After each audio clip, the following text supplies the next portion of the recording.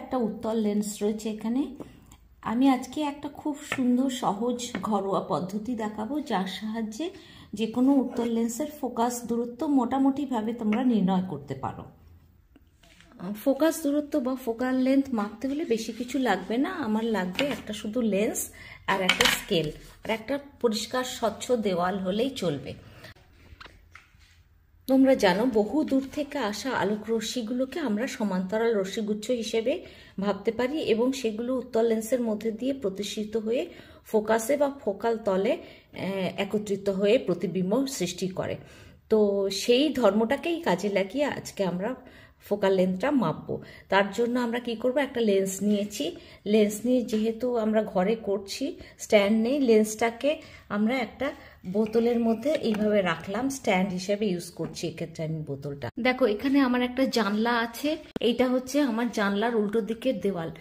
এই দেওয়ালের কাছে আমি একটা লেন্স রেখেছি। লেন্সটাকে দাঁড় করানোর জন্য আমি একটা বোতলের সাহায্য নিয়েছি, তার সাহায্যে এটাকে সোজা করে দাঁড় করে রেখেছি। আর কি রেখেছি, নিচে একটা স্কেল রেখেছি।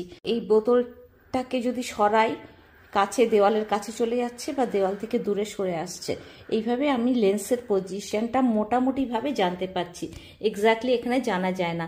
বোতলের ঠিক মাঝখানটা স্কেলের কোন দাগের সঙ্গে মিশেছে সেটা দেখে আমরা পজিশনটা মোটামুটি হিসেব করতে পারি। এবার দেখো, তোমরা দেওয়ালে একটা প্রতিবিম্ব তৈরি হয়েছে। এবার এটাকে আমি যদি কাছে নিয়ে আসি, প্রতিবিম্বটা আস্তে আস্তে শার্প হচ্ছে বা ঝাপসা হচ্ছে। এটাকে বোতলটাকে যদি নাড়াই, অর্থাৎ লেন্সটাকে দেওয়ালের আগে পিছিয়ে করি, তাহলে প্রতিবিম্বটা কখনো ঝাপসা হচ্ছে, কখনো পরিষ্কার হচ্ছে। তাহলে এইভাবে করতে করতে তোমাকে প্রতিবিম্বের এমন পজিশন আনতে হবে যেখানে পরিষ্কার প্রতিবিম্ব দেখা যায়। দেখো, কাছে নিয়ে যাচ্ছি, ঝাপসা হয়ে যাচ্ছে, আস্তে আস্তে আমি পেছনে নিয়ে আসছি। এইখানে মোটামুটি প্রতিবিম্বটা পরিষ্কার হয়েছে।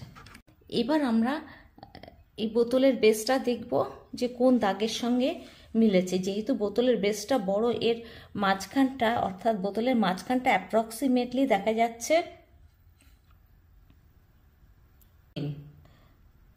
মোটামুটি 13 সেন্টিমিটারের কাছাকাছি মিলেছে।